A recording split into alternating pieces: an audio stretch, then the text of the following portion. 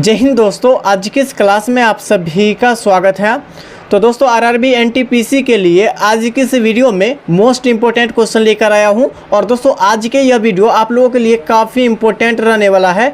और दोस्तों आरआरबी यानी कि एनटीपीसी ये रेलवे के एग्जाम में जो आप लोगों को जीके जीएस का बार बार जो क्वेश्चन पूछा जाता है, आज के इस वीडियो में 25 क्वेश्चन लेकर आया हूँ। तो दोस्तों आज के यह वीडियो आप लोगों के काफ़ी इंपॉर्टेंट रहने वाला है। तो साथियों चलिए आज की इस क्लास को हम लोग स्टार्ट करते हैं। तो साथियों आज की इस क्लास का फर्स्ट क्वेश्चन है कि राज्य की नीति निर्देशक तत्व का कौन सा सिद्धांत महात्मा गांधी के दर्शन से जुड़ा हुआ है। इंपॉर्टेंट प्रश्न है साथियों। तो साथियों इसका सही जवाब हो जाएगा ग्राम पंचायत की स्थापना। दोस्तों ग्राम पंचायत की स्थापना महात्मा गांधी के दर्शन से जुड़ा हुआ है। और दोस्तों ग्राम पंचायत जो है किस अनुच्छेद के अंतर्गत आता है? तो दोस्तों यह अनुच्छेद 40 के अंतर्गत आता है ग्राम पंचायत की। दोस्तों ग्राम पंचायत जो है अनुच्छेद 40 के अंतर्गत आता है। और दोस्तों राज्य के नीति निर्देशक तत्व जो है, राज्य के नीति निर्देशक तत्व को किस अनुच्छेद में चर्चा किया गया है? तो यहाँ अनुच्छेद जो है 36 से 51 में आप लोगों को चर्चा किया गया है। तो इसको भी आप लोग अच्छी तरह से याद रखिएगा। चलिए अगले प्रश्नों की ओर चलिए। दोस्तों प्रश्न संख्या 2 है कि हड़प्पा सभ्यता संबंधित है। हड़प्पा सभ्यता किस युग से संबंधित है? तो हड़प्पा सभ्यता जो है यह कांस्य युग से संबंधित है। और दोस्तों इसे जो है सिंधु सभ्यता भी कहा जाता है। तो इसको भी आप लोग याद रखिएगा। कांस्य युग सभ्यता जो है यह हड़प्पा सभ्यता से संबंधित है। ठीक है, चलिए अगले प्रश्नों की ओर चलिए। प्रश्न संख्या 3 है कि निम्नलिखित में से किन देशों के समूह से भूमध्य रेखा गुजरती है? निम्न में से किन देशों के समूह से भूमध्य रेखा गुजरती है?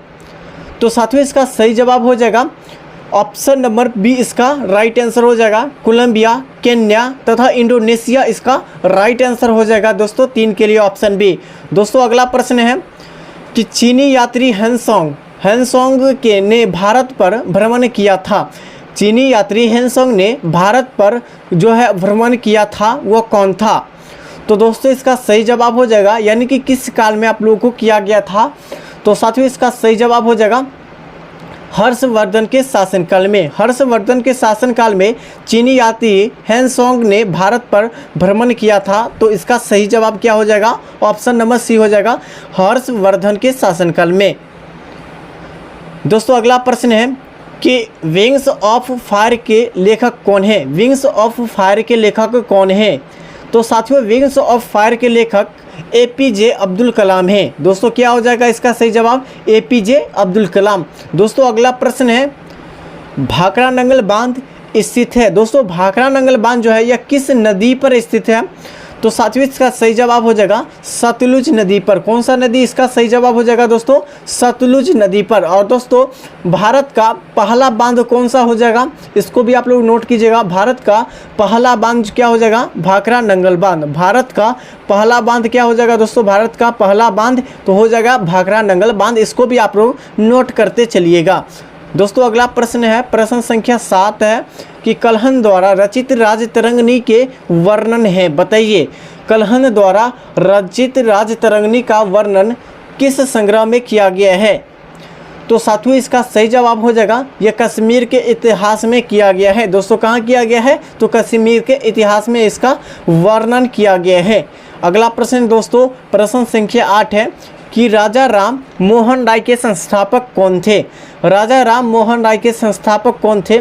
तो साथियों राजा राम मोहन राय के संस्थापक जो है यह जो थे यह ब्राह्मण समाज के थे। ठीक है, ब्राह्मण समाज के संस्थापक कौन है? राजा राम मोहन राय। और दोस्तों आर्य समाज के संस्थापक कौन है? तो स्वामी दयानंद सरस्वती हो जाएगा। याद रखिएगा दोस्तों स्वामी दयानंद सरस्वती हो जाएगा। ठीक है, और दोस्तों आप लोगों को एक और बता देते हैं। तो दोस्तों यह जो है आप लोगों को प्रार्थना समाज के संस्थापक कौन है? प्रार्थना समाज के संस्थापक क्या हो जाएगा दोस्तों? आत्माराम पंडूराम। ठीक है, आत्माराम पंडूराम इसका सही जवाब हो जाएगा। ठीक है, इसको भी आप लोग अच्छी तरह से नोट करते चलिएगा।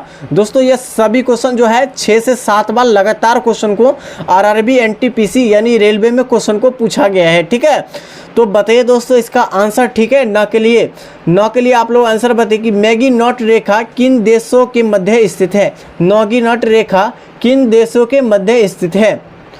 तो साथियों नौगिरैंड रेखा जो है यह फ्रांस और जर्मनी के मध्य में स्थित है। किन देशों के बीच में स्थित है? तो फ्रांस और जर्मनी के मध्य में स्थित है।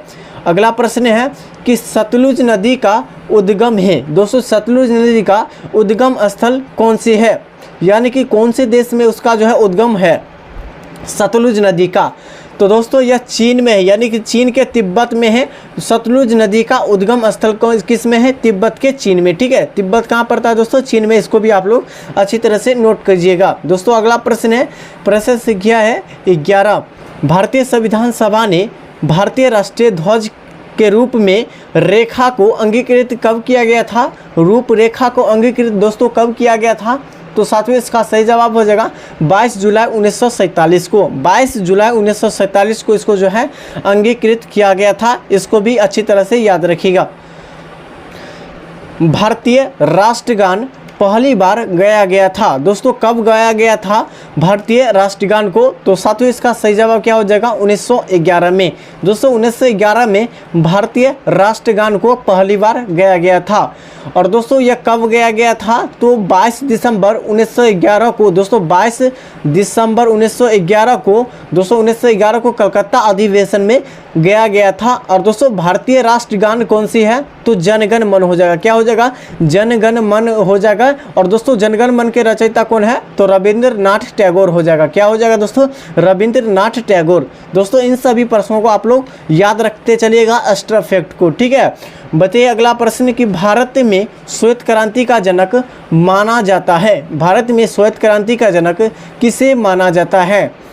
तो साथियों इसका सही जवाब हो जाएगा डॉक्टर वी कुरियन को। ठीक है, डॉक्टर वी कुरियन को जाना जाता है भारत में श्वेत क्रांति का जनक।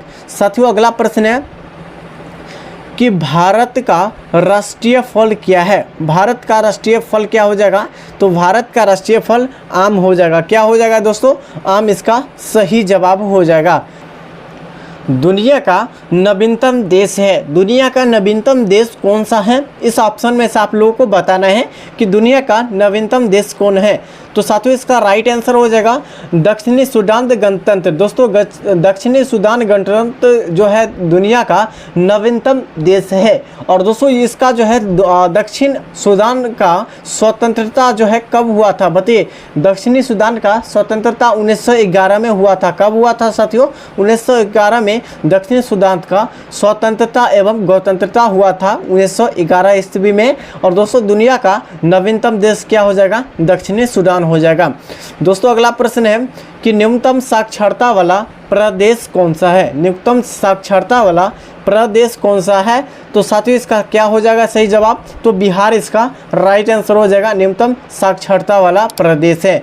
अगला प्रश्न है साथियों कि सम्राट अशोक जिसने 40 वर्षों तक भारत में राज किया था और उसकी राजधानी जो है उस समय का क्या नाम था? तो दोस्तों इसका सही जवाब क्या हो जाएगा? यह पाटलिपुत्र हो जाएगा। दोस्तों उस समय का जो है राजधानी कहाँ था? तो पाटलिपुत्र का सही जवाब हो जाएगा। दोस्तों अगला प्रश्न है कि ऐसा प्रथम इंजीनियरिंग स्नातक जो किसी राज्य का 2 बार मुख्यमंत्री रहा हो और किस राज्य से संबंधित है? तो यह दोस्तों यह बिहार राज्य से संबंधित हो जाएगा कि प्रथम जो है इंजीनियर स्नातक जो है यह बिहार राज्य के 2 बार जो है मुख्यमंत्री रहा था, वो बिहार से ही था। ठीक है, अगला प्रश्न दोस्तों प्रश्न संख्या हो जाएगा 19 कि निम्नलिखित में से कौन सा देश आसियान का सदस्य नहीं है? दोस्तों कौन सा देश आसियान का सदस्य नहीं है?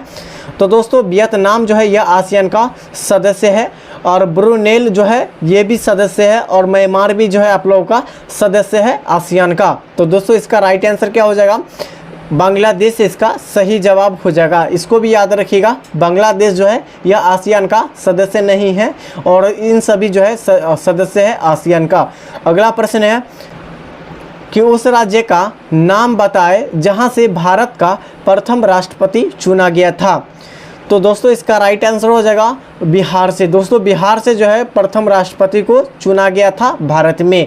अगला प्रश्न साथियों प्रश्न संख्या 21 है कि सिखों के 10वें गुरु गोविंद सिंह जी का जन्म हुआ था। सिखों के 10वें गुरु गोविंद सिंह का जन्म जो हुआ था वह कहाँ हुआ था? तो साथियों इसका सही जवाब हो जाएगा यह पटना में हुआ था। कहाँ हुआ था साथियों? पटना में हुआ था। गुरु गोविंद सिंह का जन्म हुआ था। और दोस्तों इसका जन्म स्थान जो है आप लोग को जो है गुरु गोविंद सिंह का जन्म जो है यह कब हुआ था? तो 1666 ईस्वी में। कब हुआ था दोस्तों? 1666 ईस्वी में हुआ था। और दोस्तों कहाँ हुआ था? तो पटना में, बिहार के पटना में हुआ था। दोस्तों अगला प्रश्न है, प्रश्न संख्या 22 है। 1946 में गठित अंतरिम सरकार में डॉक्टर राजेंद्र प्रसाद किस विभाग के मंत्री थे? तो साथियों इसका सही जवाब हो जाएगा खाद्य एवं कृषि मंत्री थे। दोस्तों खाद्य एवं कृषि विभाग के मंत्री थे। कौन थे? तो दोस्तों इसका सही जवाब क्या हो जाएगा? राजेंद्र प्रसाद जो है यह किस विभाग से थे? तो खाद्य एवं कृषि विभाग से थे। अगला प्रश्न है कि निम्नलिखित में से कौन सा स्वतंत्र भारत में प्रथम कानून मंत्री थे? निम्नलिखित में से कौन स्वतंत्र जो है भारत का प्रथम जो है कानून मंत्री थे? तो भारत का प्रथम कानून मंत्री कौन थे? तो B.R. अम्बेडकर थे। कौन थे? B.R. अम्बेडकर इसका सही जवाब हो जाएगा, B.R. अम्बेडकर। दोस्तों अगला प्रश्न है, प्रश्न संख्या है 24। निम्नलिखित में से कौन भारत के पहले गृह मंत्री थे? तो साथियों इसका सही जवाब क्या हो जाएगा? सरदार वल्लभ भाई पटेल। दोस्तों इसका right answer option C, Sardar Vallabh भाई पटेल जो भारत के पहले जो है गृह मंत्री थे। दोस्तों अगला प्रश्न है, प्रश्न संख्या है 25 कि विश्व के सबसे बड़ी नदी कौन सी है? विश्व की सबसे बड़ी नदी कौन सी हो जाएगा? तो इसका राइट आंसर हो जाएगा नील नदी। दोस्तों विश्व के सबसे जो है लंबी नदी यानी बड़ी नदी जो है कौन हो जाएगा? तो नील नदी हो जाएगा। और दोस्तों भारत का सबसे लंबा नदी कौन सा हो जाएगा? यानी कि भारत का सबसे बड़ी नदी तो क्या हो जाएगा दोस्तों? गंगा नदी। गंगा नदी जो है भारत की सबसे बड़ी नदी है। और भारत की सबसे चौड़ी नदी कौन सी हो जाएगा? तो चौड़ी नदी भारत का ब्रह्मपुत्र हो जाएगा। दोस्तों चौड़ी नदी जो है भारत का ब्रह्मपुत्र नदी हो जाएगा। और गंगा जो है बड़ी नदी भारत का हो जाएगा। और दोस्तों विश्व का पूछा जाए तो विश्व का नील नदी जो है यह सबसे बड़ी नदी है। इसको आप लोग याद रखते हैं तो यहाँ से दोस्तों को मैक्सिमम एग्जाम में जो है यहाँ से क्वेश्चन पूछा जाता है। और दोस्तों ज़्यादातर जो आप लोगों को रेलवे एग्जाम में क्वेश्चन को देखने को मिलता है। तो आप लोग जो है चैनल को आप लोग सब्सक्राइब कर दीजिए और दोस्तों आप लोग फटाफट एक लाइक कर दीजिए। तो दोस्तों चलिए आज की इस क्लास को हम लोग जो है यहीं पे एंड करते हैं।